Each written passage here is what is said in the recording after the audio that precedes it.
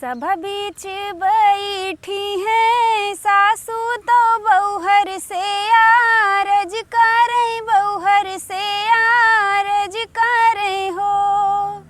बौहर आंगने मठाढ़ी गोतनिया निहुरी पैया लगानी हुरी पैया लगाऊ हो। एक तो मोरी भारी बाचू नरिया दूसरे लंबा घूंघट दूसरे लंबा घूंघट हो।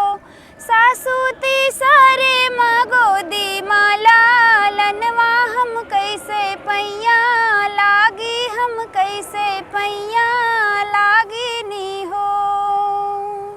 छोड़ देहु भारी चूनरिया ऊपर करा घूंघट ऊपर करा घूंघट हो।